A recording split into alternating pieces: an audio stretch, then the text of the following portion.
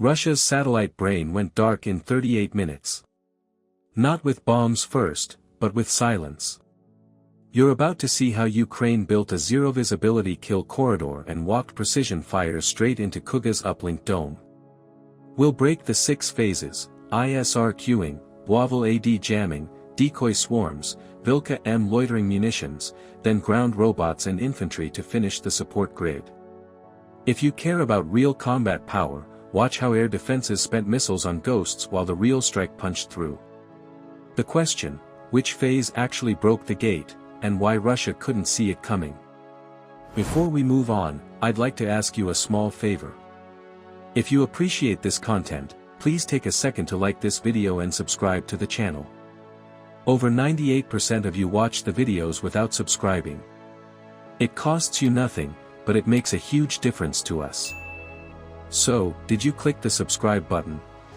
Great! Thank you so much. Now, back to the video. A half-billion node went blind without a single boom. The air stayed calm, but the net went numb.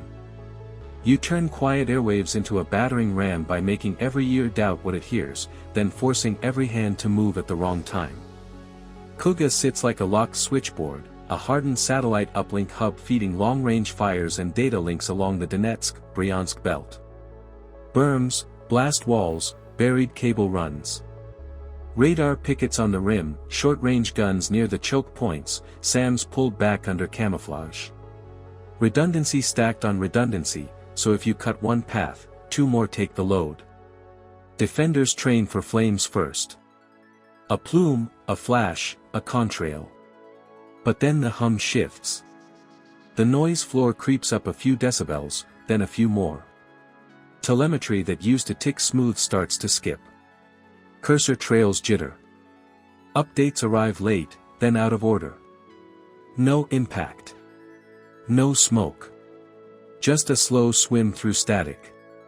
Ukraine starts with eyes. ISR queuing rolls in from long-range drones loitering beyond the ring, and from passive sensors that never ping back. They map the site like a living circuit. Who transmits, at what wattage, on which band? Which antenna lobes sweep left, which horns dead zone at the mast? They study radar duty cycles, how long each set spends in search, in track, in guard. Every rhythm logged. A heat map appears of who listens, who talks, and when they drop their guard. Then the trucks pull up. Boivil ADEW rigs nose to the line and light directional beams that don't break anything, they bend it. They raise the floor so weak signals drown. They nudge clocks so timing drifts by just enough to spoil a handshake. They throw clean but false pilots that a receiver accepts as real. To an unready system, it feels like weather, thick air, bad day. To a ready crew, it's a test of discipline. Russia's playbook expects fire. Batteries scan for launch plumes, thermal sights wait for hot arcs. Operators brace for impact and backplot a shooter. But their scopes smear tracks across range bins, GPS corrections blink, and time of flight math won't settle. A 3-second fix now takes 7. It's still the same screen. It's not the same truth. Now the decoys roll in low. Small drones, cheap and quiet, flicker at the edge of radar and toss echoes that look like metal and speed. Some carry transponders that mimic faint IFF-like behavior. Not perfect, but close enough under stress. The net sees a cluster. Shooters get a green tone and do what they're trained to do, clear the lane. Missiles go. Guns chatter. The sky beyond the wire stays empty. Ammo begins to bleed. Reload drills get sloppy. Crew tempo spikes because every alarm competes with the last alarm. Field phones buzz. The boss wants clarity and gets more noise. Meanwhile, the EW trucks keep sliding the floor up and down, like a tide that never sets. Links fall back to backup modes with less fidelity. Voice pushes out text. Data shrinks to crumbs. By the 20th minute, the habit of trust is gone. A tech toggles filters. A commander orders hold fire, then cancels, then orders it back. A radar sergeant switches polarization to shake a ghost and loses a real return while he does it. The sight still looks intact. It is. But the brains are busy chasing shadows. That's the window. The zero visibility kill corridor is open. Sensors see fog. Operators see ghosts. The real strike package has a lane. With that lane cut, the punch lands where the eye can't follow. Timing takes over. Vilka M steps in, and the uplink dome becomes target 1. If your radars are busy and your missiles are spent, what kills you next? The thing you don't see. The attack that doesn't need speed, only patience. You can't fight what your net can't name. With the jammers holding the curtain in place, the next layer stacks in. Decoy swarms pulse across the sectors that just spit out interceptors. Not one wave, but several, staggered by altitude, angle, and speed. Some fly straight to trigger simple engagement logic.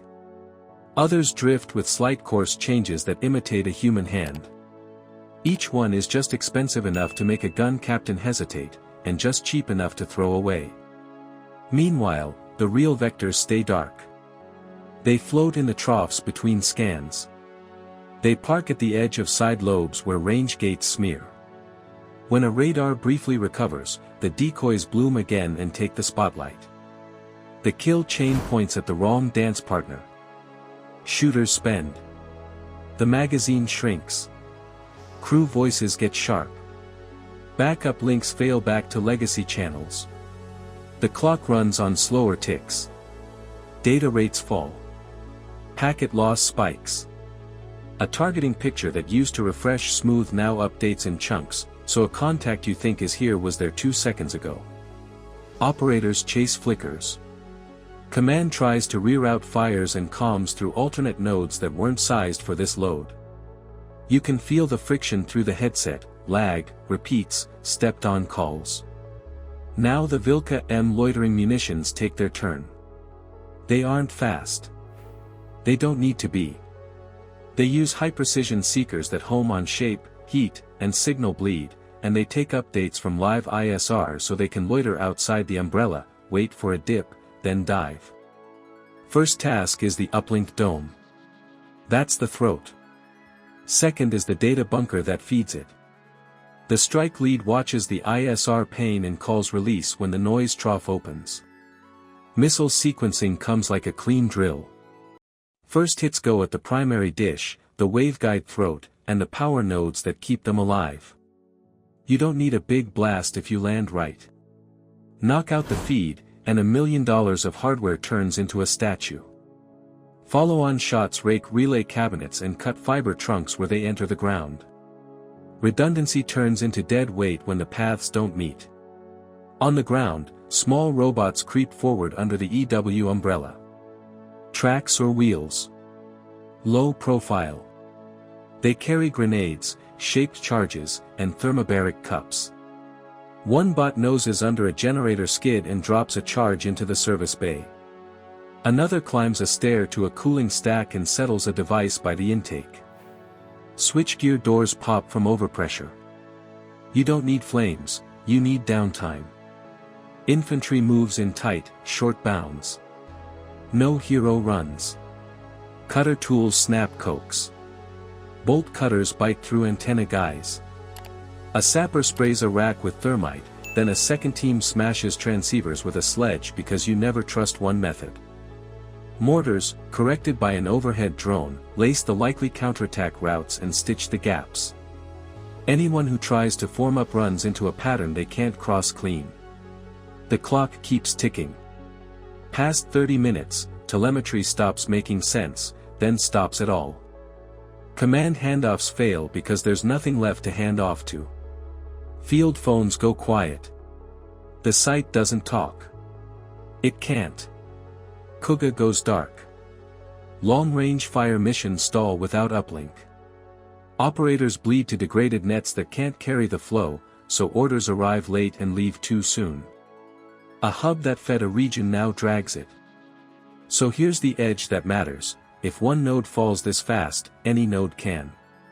What happens when uplink hubs across the belt can be paralyzed on demand, in under an hour, with silence setting the stage? Silence fires first. It blinds sensors, drains readiness, and opens doors for precision to walk in. That's the trade that decides tempo long before steel arrives. So what would you do if you ran the defense? Harden radios with better filters, disperse nodes into smaller, harder to map clusters, or go strict emission control and live with slower command cycles? Comment your choice below. If you want to understand the tactical mindset that wins these battles, subscribe now. The next fight is a race between jammers, decoys, and the humans behind the screens. Subscribe and join a community that seeks to understand the realities of modern conflict.